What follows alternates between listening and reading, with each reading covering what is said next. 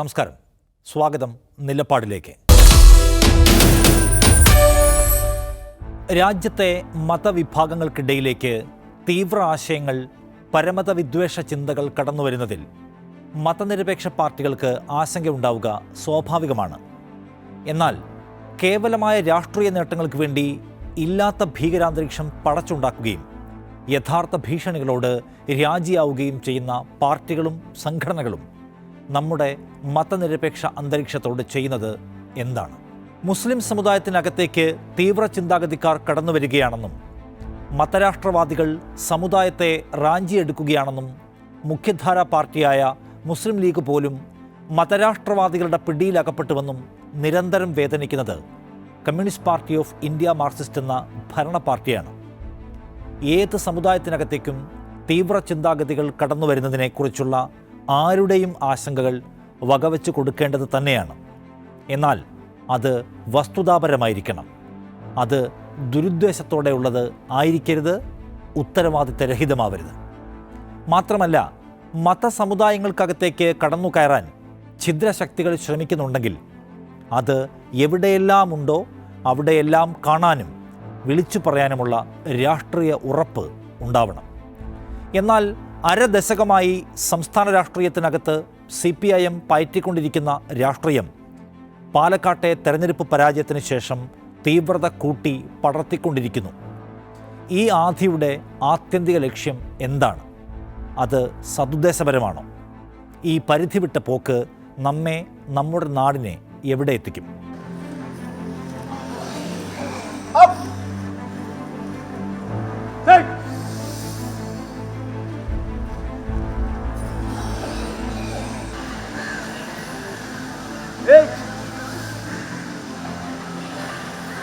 നമുക്കിപ്പോൾ ഈ വാട്സപ്പ് കൂട്ടായ്മ ഇതിന്റെയൊക്കെ അഡ്മിൻ കണ്ടുപിടിച്ച് തേടി നിങ്ങളെ ജില്ലയിൽ ഒരിക്കലേക്കാണ് എത്തിയത്. രണ്ടാളെ പറ്റി അന്വേഷിച്ച് നോക്കുമ്പോൾ നിരോധിക്കപ്പെട്ട പോപ്പുലർ ഫണ്ടിന്റെ ആളുകളാണ്. ഇവരെഴുന്നള്ളിച്ച് കൊണ്ടുവരുന്നത് ആരാ? ജമാഅത്തെ ഇസ്ലാമി. എന്നിട്ട് പറയാ നിങ്ങൾ ഫീസൊന്നും വേണ്ട, പരിശീലിപ്പിക്കാൻ ആദ്യം കുറച്ചാൾ വരും, ബാക്കി പിന്നെ നിങ്ങളങ്ങ് നോക്കിയാൽ മതി, ഒരു 10 പൈസ ചെലവില്ല. അതെ, ജിമ്മും മറ്റതെല്ലായിട്ട് ഇവരെ ചെലവിൽ. സംഗതി എന്താണെന്നറിയുന്നത്? ഈ ജമാഅത്തെ ഇസ്ലാമിയുടെ മതരാഷ്ട്രവാദത്തിന് മറയിടാനുള്ള ഒരു പരിവേഷമുണ്ടാക്കലാണ്. തീവ്രവാദികളെയും കൂട്ടിയിട്ടുള്ള ഏർപ്പാടാണ് ഇതെല്ലാം. 2012 മലപ്പുറത്തെ ഒരു വിമുക്ത ഭടൻ തുടങ്ങിവെച്ച വ്യായാമ കൂട്ടായ്മയെ ഭീകരവാദ സംശയത്തിൻ്റെ നിഴലിലേക്ക് തള്ളിയിട്ട അധ്യായത്തിൽ നിന്ന് പിന്നോട്ട് വായിക്കണം CPIMൻ്റെ പുതിയ സമവാക്യക്കളിയുടെ കഥ. മലപ്പുറത്ത് തുടങ്ങിയതും മലബാറിൽ പ്രചുരപ്രചാരം നേടിയതും മാത്രമാണ് മെക്സവനെ ഭീകര നുഴഞ്ഞുകയറ്റത്തോട് ചേർത്ത് വയ്ക്കാൻ CPIM കോഴിക്കോട് ജില്ലാ സെക്രട്ടറി കണ്ട ന്യായം എന്ന് വിചാരിക്കണം. അത് വലിയ ചർച്ചകൾക്ക് എന്തായാലും വഴിവെച്ചു. എന്താണ് മെക്സവനെന്നും ആരൊക്കെയാണ് അതിൽ കൂട്ടിച്ചേർന്നിരിക്കുന്നത് എന്നും നാം എല്ലാം അന്വേഷിച്ചു. കണ്ടത് നാനാജാതി മനുഷ്യരെയും പലവിധ സംഘടനാ പ്രവർത്തകരെയും ഒക്കെയാണ്. CPIMൻ്റെ തന്നെ നേതാക്കൾ അതിൻ്റെ ഭാഗമായതിൻ്റെ, അതിനെ സാക്ഷ്യപ്പെടുത്തുന്നതിൻ്റെ കാഴ്ചകളാണ് മുന്നിൽ തെളിഞ്ഞു വന്നത്. ഇതോടെ സഖാവ് P. മോഹനൻ നിലപാടിൽ ചെറിയ ഒരു ടേൺ എടുക്കുന്നു. മെക്സവനിൽ താൻ ഒരു ഭീകരമുദ്രയും ചാർത്തിയിട്ടില്ല എന്നും പൊതുജാഗ്രതയുടെ ഭാഗമായി ചിലത് പറഞ്ഞെന്നേ ഉള്ളൂ എന്നുമായി പുതിയ വിശദീകരണം. CPIM നിലപാട് മാറ്റിയെന്നും മലക്കം മറിഞ്ഞുവെന്നും ആരോപണം തിരുത്തിയെന്നുമൊക്കെ പല രൂപത്തിൽ ജനം അതിനെ കണ്ടു. മാധ്യമങ്ങളിൽ തലക്കെട്ടുകൾ വന്നു. ഇതിനെ ഹൈജാക്ക് ചെയ്ത് അവരുടെ വർഗീയ മതരാഷ്ട്രവാദ പ്രചരണത്തിന് മറയായി ഉപയോഗിക്കാൻ ഉള്ള അത്തരം പരിശ്രമങ്ങൾക്കെതിരായി പൊതുസമൂഹം ജാഗ്രത പുലർത്തണം. ഇതാണ് നമ്മുടെ പോയിന്റ്. അല്ലാതെ മാക്സവനെ സംബന്ധിച്ചൊന്നും ഞങ്ങൾ ആക്ഷേപം ഉന്നയിച്ചിട്ടില്ലല്ലോ. സത്യത്തിൽ പൊതുജാഗ്രത മാത്രമേ ഉദ്ദേശിച്ചുള്ളൂ എന്ന് പറയുന്ന CPIM ജില്ലാ സെക്രട്ടറി തനിക്ക് പറ്റിയ തെറ്റ് തിരുത്തുകയാണോ ചെയ്തത്? അദ്ദേഹത്തിന് തിരുത്താൻ കഴിയുന്നതാണോ ആ തെറ്റ്? അതോ അപകടകരമായൊരു പൊതുസ്ഥിതി സൃഷ്ടിച്ച് മടങ്ങുകയാണോ അദ്ദേഹം ചെയ്തത്? മലബാറിലെ മനുഷ്യരുടെ കൂട്ടായ്മയെല്ലാം സംശയത്തോടെ വീക്ഷിക്കേണ്ടതാണ്, അതിൽ പൊതുജാഗ്രത വേണ്ടതാണ് എന്ന് പറയുന്നത് നിഷ്കളങ്കമാണോ? മലബാറിലെ മനുഷ്യരുടെ, അല്ലെങ്കിൽ കുറച്ചുകൂടി തെളിച്ചു പറഞ്ഞാൽ മുസ്ലിങ്ങൾ കൂടുതലായി അംഗങ്ങളായിട്ടുള്ള കൂട്ടായ്മകളോട് ജാഗ്രതാ സമീപനം വേണമെന്ന വാദം ആരുടേതാണ്? അത് സംഘപരിവാര വെറുപ്പിൻ്റെ പ്രചാരണ പദ്ധതിയാണ്. മുസ്ലിങ്ങളെ സംശയത്തോടെ കാണണമെന്നും അവരെ കേസുകളിൽ കുരുക്കാമെന്നുമൊക്കെ വിചാരിക്കുന്ന ഇന്ത്യൻ സംവിധാനങ്ങളുടെ പ്രതിനിധാനമാണ് പി മോഹനൻ്റെ ഈ നിലപാട്. ഈ സംഘപരിവാറിന് ന്യൂനപക്ഷങ്ങൾക്കെതിരെയുള്ള എല്ലാ വടിയും കൊടുക്കുന്നത് കമ്മ്യൂണിസ്റ്റ് പാർട്ടിയാണ്, CPM ആണ്. എല്ലാ കാര്യങ്ങളും തുടങ്ങി വെക്കുന്നവരാണ്. എന്നിട്ട് 2-3 ദിവസം കഴിഞ്ഞ് പിൻവലിക്കും. അപ്പോഴേക്കും ഇത് മറ്റുള്ളവർ സംഘപരിവാറുകൾ രാജ്യത്തിലെ വർഗീയ തീവ്രവാദികളെ ഏറ്റെടുത്ത് നാട്ടിന് പുറത്തും ഒക്കെ പ്രചരിപ്പിക്കും. ഈ പറഞ്ഞത് അന്തരീക്ഷത്തിൽ നിറഞ്ഞു നിൽക്കുകയാണ്. അപ്പോൾ രാജ്യത്ത് തെറ്റായ സന്ദേശം നൽകുന്നതിൽ മുൻപന്തിയിൽ CPM ആണ്. മധ്യ കേരളത്തിൽ വളരെ സജീവമായി പ്രവർത്തിക്കുന്നൊരു മതവർഗീയ സംഘമാണ് കാസ. സോഷ്യൽ മീഡിയ വഴി വെറുപ്പ് പ്രചരിപ്പിച്ചു തുടങ്ങിയ സംഘം ഇപ്പോൾ പള്ളികളിലെ പാരിഷ് ഹാളുകൾ കേന്ദ്രീകരിച്ച് സംഘടനാ പ്രവർത്തനവും തുടങ്ങിയിരിക്കുന്നു. ക്രിസ്ത്യൻ സമുദായം നേരിടുന്ന പ്രശ്നങ്ങൾക്കെതിരായ ജാഗ്രത എന്ന പേരിൽ മുസ്ലിം വിരുദ്ധത പരമാവധി പയറ്റുകയാണ് അവർ. എല്ലായിടത്തും അവർക്ക് പറയാനുള്ളത് ഒരേ കാര്യമാണ്: മുസ്ലിങ്ങൾക്കെതിരെ ജാഗ്രത വേണം. നമ്മുടെ കുട്ടികൾ മുസ്ലിങ്ങളുമായി ഇടപഴകുമ്പോൾ ജാഗ്രത വേണം. നമ്മുടെ ഇടങ്ങളിൽ മുസ്ലിങ്ങൾ കച്ചവട സ്ഥാപനങ്ങൾ തുടങ്ങിയാൽ ജാഗ്രത വേണം. അവരുടെ കടകളിൽ നിന്ന് സാധനങ്ങൾ വാങ്ങാതിരിക്കാനുള്ള ജാഗ്രത വേണം. സംസ്ഥാനത്തെ ക്രിമിനൽ കേസ് വാർത്തകളിൽ നിന്ന് മുസ്ലിം പേരുകാരെ മാത്രം അടർത്തിയെടുത്ത് ആ സമുദായമാകെ ക്രിമിനലുകളാണ്, ജാഗ്രത വേണം എന്ന മട്ടിലാണ് കാസക്കൂട്ടത്തിൻ്റെ പ്രചരണം. നോക്കൂ, അതിൻ്റെ സമാന സ്വഭാവമുള്ള ആഹ്വാനമല്ലേ ഒരർത്ഥത്തിൽ CPIM കോഴിക്കോട് ജില്ലാ സെക്രട്ടറി പി മോഹനൻ നടത്തുന്നത് എന്ന് സംശയിച്ചാൽ തെറ്റുണ്ടോ? മലബാറിലെ വ്യായാമ കൂട്ടായ്മയ്ക്കെതിരെ ആക്ഷേപകരമായ ഒരു സംഗതിയുമില്ലാതിരിക്കെ, അവർക്കെതിരെ അസാധാരണമായ പ്രവർത്തനത്തിന് ഒരു തെളിവുമില്ലാതിരിക്കെ അവരെക്കുറിച്ച് പൊതുജാഗ്രത വേണമെന്ന് പറയുന്ന CPIM അതിനെ ചാപ്പയടിച്ചു കഴിഞ്ഞു. അതിൻ്റെ ചുവട് പിടിച്ച് ദേശീയ മാധ്യമങ്ങൾ വലിയ ചർച്ചകൾ തുടങ്ങിക്കഴിഞ്ഞു. NIA അന്വേഷിക്കാൻ വരുന്നു എന്ന മട്ടിലൊക്കെയാണ് വെറുപ്പ് വാണിഭക്കാരുടെ പ്രചാരണം. സകല വിധത്തിലും സംശയത്തിൻ്റെ നിഴലിലേക്ക് ഒരു കൂട്ടം മനുഷ്യരെ തള്ളിയിട്ട ശേഷം ഞങ്ങൾ മെക്സവനെ ഒന്നും പറഞ്ഞിട്ടില്ല എന്ന് പറഞ്ഞാൽ പാപക്കറ മുഴുവൻ കഴുകിത്തീരുമോ? ഒരർത്ഥത്തിൽ വിവാദത്തിൽ നിന്ന് പിൻവാങ്ങുകയല്ല, മറിച്ച് തങ്ങൾക്ക് ആവശ്യമുള്ള ഡാമേജ് സൃഷ്ടിച്ച ശേഷം തന്ത്രപരമായി വഴിമാറുകയാണ് CPIM നേതാവ് പി മോഹനൻ ചെയ്തിരിക്കുന്നത്.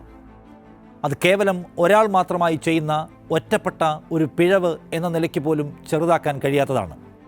കാരണം ഈ വിഷയത്തിൽ പി മോഹനെ തള്ളിപ്പറയാൻ അദ്ദേഹത്തിൻ്റെ പാർട്ടിയോ അതിലെ നേതാക്കളോ ഒന്നും രംഗത്ത് വന്നിട്ടില്ല എന്ന് കാണണം.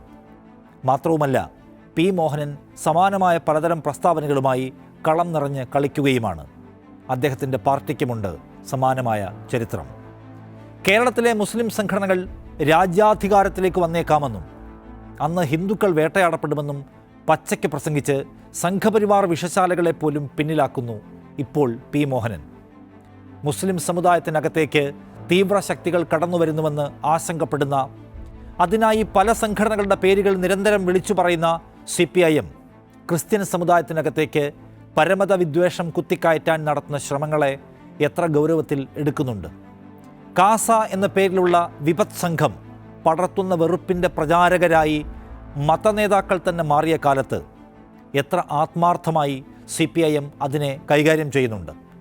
കാസ ചില നല്ല കാര്യങ്ങൾ ചെയ്യുന്നുണ്ടെന്നും അതിനാൽ അവർക്ക് പ്രവർത്തിക്കാൻ സഭയുടെ കീഴിലുള്ള പാരിഷ് ഹാളുകൾ വിട്ടുകൊടുത്തുവെന്നും ഒരു ബിഷപ്പ് പരസ്യമായി പറഞ്ഞത് കഴിഞ്ഞ ദിവസമാണ്. വർഗീയ ഭ്രാന്ത് പടർത്താൻ വേണ്ടി മാത്രം പ്രവർത്തിക്കുന്ന സംഘപരിവാർ പ്രോക്സിയായ ഒരു സംഘത്തെ സഭാ നേതാക്കൾ വെള്ളപൂശുമ്പോൾ അതിനെതിരെ സംസാരിക്കാനും നാടിനെ അതിനെതിരായി ബോധവൽക്കരിക്കാനും അണിനിരത്താനുമുള്ള സവിശേഷ ദൗത്യം CPIM ഏറ്റെടുക്കുന്നുണ്ടോ? കാസക്കൂട്ടങ്ങൾ കത്തിച്ചു കൊണ്ടുവരുന്ന വിഭജന പദ്ധതികളോട് CPIMന് കടുത്ത നിലപാടുണ്ടോ, എടുത്തിട്ടുണ്ടോ? പൂഞ്ഞാറിലെ പള്ളിയിൽ പുരോഹിതനെ മുസ്ലിം കുട്ടികൾ ബൈക്കിടിച്ചു കൊല്ലാൻ ശ്രമിച്ചുവെന്ന കള്ളക്കഥയ്ക്കനുസരിച്ച് പോലീസ് പെരുമാറിയപ്പോൾ അത് ഈ സംസ്ഥാനത്തിൻ്റെ സൗഹൃദാന്തരീക്ഷത്തിന് മേലെ വലിയ പുകമറ ഉയർത്തിയപ്പോൾ ഈ സർക്കാരും അതിൻ്റെ മുഖ്യമന്ത്രിയും എന്താണ് ചെയ്തത്? കുട്ടികളെ റിമാൻഡിലയച്ച പോലീസിനെ സംരക്ഷിക്കുകയും കുട്ടികളെ തള്ളിപ്പറയുകയും ചെയ്തു സംസ്ഥാനത്തിൻ്റെ ഭരണാധിപൻ. മാധ്യമങ്ങൾക്ക് പ്രവേശനമില്ലാത്ത ഒരു ചടങ്ങിൽ കുട്ടികൾക്കെതിരെ സംസാരിച്ചത് ആസൂത്രിതമായി പുറത്തുവിട്ടുകൊണ്ട് കാസക്കൂട്ടങ്ങളെ പ്രീതിപ്പെടുത്തുകയാണ് പിണറായി വിജയൻ അന്നു ചെയ്തത് എന്നതാണ് ചരിത്രം. നാർക്കോട്ടിക് ജിഹാദ് എന്ന വിഷം കലക്കിയ ആരോപണം ഉന്നയിച്ചയാളെ പണ്ഡിത ശ്രേഷ്ഠനെന്ന് പുകഴ്ത്തി അദ്ദേഹത്തെ വീട്ടിലെത്തിക്കണ്ട് ആദരിച്ചതാണ് CPIM മന്ത്രിമാരുടെ ചരിത്രം എന്നിരിക്കെ കേരളത്തിൽ മതവർഗീയത വേരുപിടിക്കുന്നുവെന്ന CPIMൻ്റെ വേദന ഒരു നിലയ്ക്കും ആത്മാർത്ഥമല്ലെന്ന് വിമർശിക്കാൻ കഴിയും. തങ്ങളുടെ തെരഞ്ഞെടുപ്പ് വിജയങ്ങൾക്ക് അനുഗുണമായ ഒരു സമവാക്യ നിർമ്മിതിക്ക് മാത്രമാണ് ആ പാർട്ടി ഇപ്പോൾ ശ്രമിക്കുന്നത് എന്നു കരുതാം. പാലക്കാട്ടെ തെരഞ്ഞെടുപ്പ് പരാജയത്തിന് ശേഷം UDFൻ്റെ വിജയത്തിന് പിന്നിൽ മുസ്ലിം സംഘടനകളാണെന്ന ആക്ഷേപവുമായി കളം നിറയുന്നു CPIM. ജമാഅത്തെ ഇസ്ലാമിയും SDPIയും അടക്കമുള്ള സംഘടനകളാണ് UDFനെ തെരഞ്ഞെടുപ്പുകളിൽ വിജയിപ്പിക്കുന്നത് എന്ന് പറയാൻ ക്യാമ്പയിൻ തന്നെ നടപ്പിലാക്കുന്നു LDF ഇപ്പോൾ. ഇതിൽ എത്ര ശരിയുണ്ട്? എന്താണ് ഇതിൻ്റെ ഉദ്ദേശം? പാലക്കാട്ടെ മാത്രം കാര്യമെടുത്താൽ അവിടുത്തെ UDFൻ്റെ വിജയത്തിൽ SDPI വോട്ടുകൾക്ക് നിർണായകമായ ഒരു പങ്കാളിത്തവുമില്ല എന്ന് മനസ്സിലാകും. കണക്കുകൾ പരിശോധിക്കുന്ന ഒരാൾക്കും അങ്ങനെ ഒരു വാദം ഉന്നയിക്കാനേ കഴിയില്ല. പക്ഷേ എന്നിട്ടും UDFനെ വിജയിപ്പിച്ചത് SDPI ആണ് എന്ന് പറയുന്നു CPM. UDFിലെ കക്ഷിയായ മുസ്ലിം ലീഗ് ജമാഅത്തെ ഇസ്ലാമിയുടെയും മറ്റും പിടിയിലായിരിക്കുന്നു എന്ന ആരോപണം ഉച്ചത്തിൽ വിളിച്ചു പറഞ്ഞുകൊണ്ടേയിരിക്കുന്നു CPIM. ഇടതുഭരണത്തിന് കീഴിൽ സംസ്ഥാനത്തെ പോലീസ് സേന ആകെയും RSS താൽപ്പര്യത്തിന് വഴിപ്പെട്ടിരിക്കുന്നു എന്ന ആരോപണം CPMന് വിഷയമല്ല. മധ്യകേരളത്തിലെ ക്രിസ്ത്യൻ സമുദായത്തിനകത്തേക്ക് വ്യാജരൂപത്തിൽ കടന്നുകയറിക്കൊണ്ടിരിക്കുന്ന സംഘപരിവാരത്തെക്കുറിച്ച് CPIMന് ക്യാമ്പയിനൊന്നുമില്ല. മതനിരപേക്ഷ കേരളത്തിൻ്റെ അടിവേരുമാന്തുന്ന സംഘവെറുപ്പിനോട് പോലീസ് കാണിക്കുന്ന ഉദാര സമീപനത്തെക്കുറിച്ച് പാർട്ടിക്ക് പരാതി ഏതുമില്ല. ആകെയുള്ള ഒരേ ഒരു പരാതി UDF ഒരു മുസ്ലിം മുന്നണിയായി മാറുന്നു എന്നതിനെക്കുറിച്ച് മാത്രമാണ്. എന്തിനാണത്? അപകടകരമായൊരു ധ്രുവീകരണം കൊണ്ട് തെരഞ്ഞെടുപ്പ് ജയിക്കാൻ കഴിയുമോ എന്ന തീക്കളിയല്ലാതെ മറ്റൊന്നുമല്ല അത്. കാലാകാലങ്ങളായി പാർട്ടിയെ പിന്തുണച്ചു പോന്ന സമുദായങ്ങൾക്കകത്ത് നിന്ന് വോട്ടിറങ്ങിപ്പോയി BJPയുടെ പാളയത്തിൽ ചേക്കേറുന്നു എന്നത് ഇത്തവണ പൊതു തെരഞ്ഞെടുപ്പിൽ കണ്ട ഒരു സവിശേഷതയാണ്. CPIMനെ ഏറ്റവും ഭയപ്പെടുത്തുന്ന ഘടകമായി മാറേണ്ടത് അതാണ്. ചേരി മാറുന്ന വോട്ടുകളെ തിരിച്ചെടുക്കാൻ, പാർട്ടി അടിത്തറ കാർന്നു തിന്നുന്ന സംഘപരിവാരത്തിൻ്റെ പദ്ധതിക്ക് തടയിടാൻ CPM എന്തെങ്കിലും ചെയ്യുന്നുണ്ടോ? ലോക്സഭാ തെരഞ്ഞെടുപ്പിൽ BJP ജയിച്ചത് തൃശ്ശൂരിൽ മാത്രമാണെങ്കിലും ജയസാധ്യതയില്ലാത്ത മണ്ഡലങ്ങളിൽ പോലും വൻതോതിൽ BJPയിലേക്ക് വോട്ടൊഴുകിപ്പോയിട്ടുണ്ട്.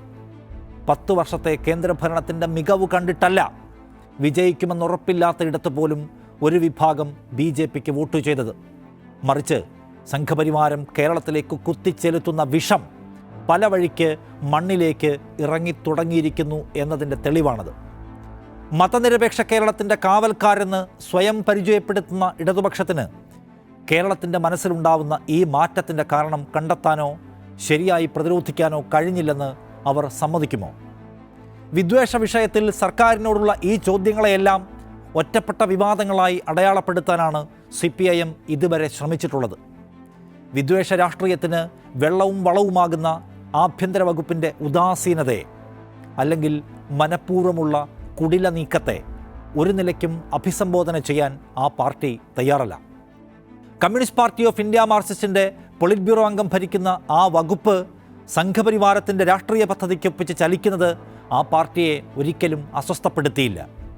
ഇപ്പോൾ പോലും പിണറായി വിജയനോട് താങ്കളുടെ വകുപ്പിൽ ശ്രദ്ധയും മേൽനോട്ടവും വേണമെന്ന് പറയാൻ ആ പാർട്ടിയുടെ തലപ്പത്തിരിക്കുന്ന ആർക്കും താല്പര്യമോ ധൈര്യമോ ഇല്ല. പിന്നെ എങ്ങനെ അവർ വെറുപ്പിനോട് നോ പറയും? സമുദായ സംഘർഷങ്ങളുടെ മുറിവ് വീണ BJP വേരുപിടിച്ച സംസ്ഥാനങ്ങളുടെ കഥയെടുത്താൽ അവിടെയെല്ലാം വെറുപ്പിൻ്റെ പ്രചാരണം എങ്ങനെ പ്രധാന ഘടകമായെന്ന് തിരിച്ചറിയാനാവും. ഗുജറാത്ത് വംശഹത്യയിൽ ആയുധങ്ങളുമായി തെരുവിലിറങ്ങിയ മനുഷ്യരെല്ലാം വിദ്വേഷ വിഷം കുടിച്ച് മത്തുപിടിച്ചവരായിരുന്നു. മണിപ്പൂരിൽ മെയ്തേയ്കൾ വംശീയമായി തന്നെ ഇല്ലാതാകാൻ പോകുന്നുവെന്നും കൂക്കികളെല്ലാം കീഴടക്കാൻ പോകുന്നു എന്നാണ് പരിവാരം പറഞ്ഞ് പ്രചരിപ്പിച്ചത്. ജമാഅത്തെ ഇസ്ലാമി ഇന്ത്യയിൽ അധികാരത്തിൽ വന്നാൽ ഹിന്ദുക്കൾ വേട്ടയാടപ്പെടുമെന്ന P. മോഹനൻ്റെ പ്രസംഗത്തിന് സമാനം. ഒടുക്കം ഒരു തീപ്പൊരി വീണപ്പോൾ ആർക്കും പിടിച്ചു നിർത്താനാവാത്ത വിധം എല്ലാം നിന്നു കത്തി. ആ അനുഭവങ്ങളിൽ നിന്ന് പാഠം പഠിക്കാൻ ഇനിയും ഇവിടുത്തെ ഭരണകൂടം തയ്യാറായില്ല. എന്നു മാത്രമല്ല, പലയിടത്തും പിടിമുറുക്കുന്ന വർഗീയവാദികളെ കണ്ടില്ലെന്നടിക്കാനും അവരിപ്പോൾ തയ്യാറാണ്. ഏറ്റവും അവസാനത്തെ പോലീസ് കഥ നോക്കൂ. RSS ബന്ധുവായ ADGPയെ തടസ്സങ്ങളൊന്നുമില്ലാതെ DGP പദവിയിലേക്ക് കൈപിടിച്ചുയർത്തി വിടുകയാണ് CPIMൻ്റെ സർക്കാർ. ഉന്നത ശ്രേണിയിലേക്കുള്ള അയാളുടെ വളർച്ചയ്ക്ക് വിഘ്നമൊന്നും വരാതിരിക്കാൻ കർശനമായ ജാഗ്രതയാണ് CPIM PB അംഗത്തിൻ്റെ നേതൃത്വത്തിലുള്ള സർക്കാർ കാട്ടിയത്.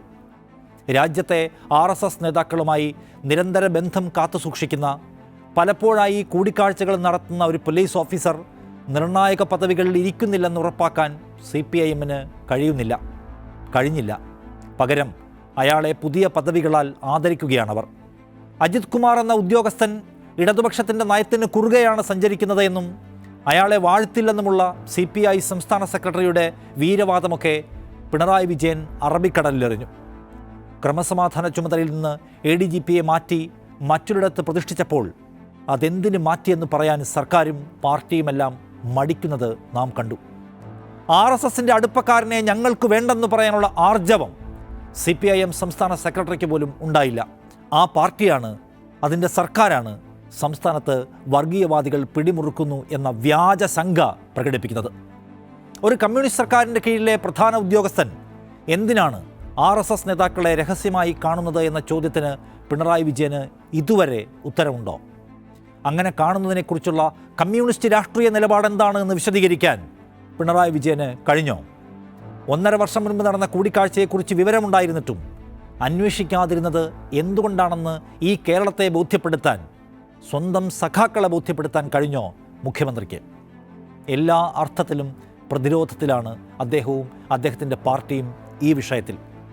അങ്ങയുടെ സർക്കാരിലെ ഉദ്യോഗസ്ഥൻ എന്താണ് RSS ബന്ധമെന്ന് ചോദിക്കുമ്പോൾ ആ ആരോപണം ഉന്നയിച്ചയാൾ മലപ്പുറത്ത് നിന്ന് വന്ന കള്ളക്കടത്തുകാരനാണ് എന്ന വ്യംഗ്യമാണ് പിണറായി വിജയൻ്റെ മറുപടി.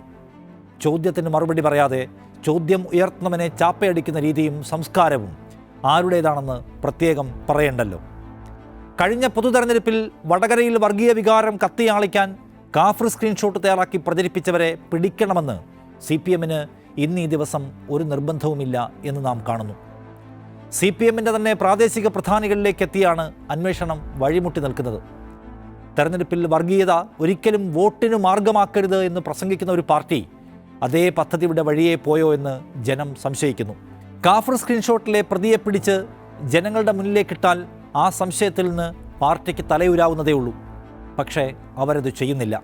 എന്തായിരിക്കാം അവരുടെ നിസ്സഹായതയ്ക്ക് കാരണം? CPIMൻ്റെ സമ്മേളനങ്ങൾ നടന്നുകൊണ്ടിരിക്കുകയാണ് ഇപ്പോൾ. കഴിഞ്ഞ സമ്മേളന കാലത്ത് ഉദ്ഘാടന പ്രസംഗങ്ങളിലേക്കുള്ള റഫറൻസിനായി കൊടുത്ത കുറിപ്പിലെ ചില ഭാഗങ്ങൾ ഓർക്കേണ്ടതാണ്. പ്രൊഫഷണൽ കോളേജുകൾ കേന്ദ്രീകരിച്ച് യുവതികളെ തീവ്രവാദ വഴിയിലേക്ക് ചിന്തിപ്പിക്കാൻ ബോധപൂർവമായ ശ്രമം നടക്കുന്നുവെന്നാണ് CPIMൻ്റെ സംസ്ഥാന കമ്മിറ്റി വിതരണം ചെയ്ത കുറിപ്പിലുണ്ടായിരുന്ന വാചകം. യുവതികളെ മതം മാറ്റി തീവ്രവാദികളാക്കാൻ ആസൂത്രിത ശ്രമം നടക്കുന്നുണ്ട് എന്നത് സംഘപരിവാരത്തിൻ്റെ പ്രചാരണമാണ്. ലവ് ജിഹാദ് എന്ന പേരിൽ അത് ഇന്ത്യയിൽ എല്ലായിടത്തും സജീവമാണെന്നതും RSSൻ്റെ ആരോപണമാണ്. അപ്പോഴാണ് ലവ് ജിഹാദ് എന്ന പ്രയോഗമില്ലെങ്കിലും മതതീവ്രവാദികളിൽ നിന്നും യുവതികളെ പ്രത്യേകം ശ്രദ്ധിക്കേണ്ടതുണ്ട് എന്ന കുറിപ്പ് CPIM താഴെത്തട്ടിലേക്ക് വിതരണം ചെയ്യുന്നത്. ജോർജ് എം തോമസിനെ പോലെ ഒരാൾ അത് ലവ് ജിഹാദിനെ കുറിച്ച് തന്നെയാണെന്ന് വിചാരിക്കുകയും ലവ് ജിഹാദ് പ്രശ്നമാണെന്ന് പ്രസംഗിക്കുകയും ചെയ്യുന്നു. തിരുവമ്പാടി പോലെ ഒരു മണ്ഡലത്തിൽ ഇങ്ങനെ ഒരു ലവ് ജിഹാദ് ആരോപണം ഉയർന്നു വന്നാൽ അതിൽ എന്തു നിലപാടാണ് സ്വീകരിക്കേണ്ടത് എന്ന കാര്യത്തിൽ CPM നേതാവായ ജോർജ് എം തോമസിന് അന്ന് ഒരു സംശയവും ഉണ്ടായിരുന്നില്ല, മറ്റൊന്നും ആലോചിക്കേണ്ടി വന്നില്ല. കാരണം തെരഞ്ഞെടുപ്പ് രാഷ്ട്രീയത്തിൽ തൻ്റെ പാർട്ടി ഇപ്പോൾ പയറ്റിക്കൊണ്ടിരിക്കുന്ന നയങ്ങളും രഹസ്യ നയങ്ങളും ഏതൊക്കെയാണെന്ന് ജോർജിന് നന്നായി അറിയാം. വിദ്വേഷ പരാമർശം നടത്തിയ മതമേലധ്യക്ഷനെ വീട്ടിൽ പോയി ആശ്വസിപ്പിക്കുന്ന പാർട്ടിയിൽ താൻ എങ്ങനെയാണ് പ്രവർത്തിക്കേണ്ടത് എന്ന കാര്യത്തിൽ ജോർജ് എം തോമസിന് സംശയമുണ്ടായില്ല. ഇടതുപക്ഷം എന്ന വാക്കിന് ജനം കൽപ്പിച്ചു കൊടുക്കുന്ന ഒരർത്ഥമുണ്ട്. മതസാമുദായിക സമവാക്യങ്ങളുടെ സാമൂഹ്യ വിഷയങ്ങളിലെ തീക്കളികളുടെ പ്രയോഗമല്ല ജനം അവരിൽ നിന്ന് കാക്ഷിക്കുന്നത്. മധ്യകേരളത്തിലെ കൃസംഗി രാഷ്ട്രീയത്തോട് അപകടകരമായ സന്ധികളെടുത്തും നവമാധ്യമങ്ങളിലടക്കം ഹിന്ദുത്വ വിഷജീവികൾ നടത്തുന്ന വിഭജന പദ്ധതികളോട് പോലീസ് വഴി സ്വീകരിച്ച നിസ്സംഗ സഹായവും ഇടതുപക്ഷത്ത് നിന്ന് നാട് പ്രതീക്ഷിക്കുന്ന കാര്യങ്ങളല്ല. താൽക്കാലിക സമവാക്യങ്ങൾ സൃഷ്ടിച്ച് ജയിച്ചു കയറാമെന്ന അതിമോഹം ആത്യന്തികമായി തോൽപ്പിച്ച് മൂലക്കെറിയും എന്ന് തിരിച്ചറിയാൻ ഇനിയെങ്കിലും CPIMന് കഴിയണം. മതനിരപേക്ഷ ജനാധിപത്യ മൂല്യങ്ങളെക്കുറിച്ച് ഉറക്കെ പറയുന്ന ഇടതുപക്ഷമായി പുനരവതരിക്കാൻ സന്ധിയില്ലാതെ രാഷ്ട്രീയം പറയാൻ കഴിയും വിധത്തിലേക്ക് മാറുകയാണ് CPMന് മുന്നിലുള്ള അതിജീവന വഴി. ഇപ്പോൾ തലപ്പത്തിരിക്കുന്ന നേതാക്കളുടെ അതിജീവനം മാത്രമാകരുത് CPM എന്ന വലിയ പാർട്ടിയുടെ ലക്ഷ്യം. അവരുടെ സ്വാർത്ഥമോഹങ്ങൾക്ക് വേണ്ടി അടിമണ്ണ് കുരുതി കഴിക്കാൻ തീരുമാനിച്ചാൽ പാർട്ടി മാത്രമായിരിക്കില്ല, ഈ നാടാകെയും അതിൻ്റെ വിഷവിള കൊയ്യേണ്ടി വരും. തലമുറകളുടെ മുകളിലേക്ക് വെറുപ്പിൻ്റെ വിദ്വേഷത്തിൻ്റെ വസൂരി വിത്ത് വാരിയെറിയാതിരിക്കാൻ എല്ലാവർക്കും മനസ്സുണ്ടാവട്ടെ. നിലപാട് പൂർണ്ണമാകുന്നു. നന്ദി.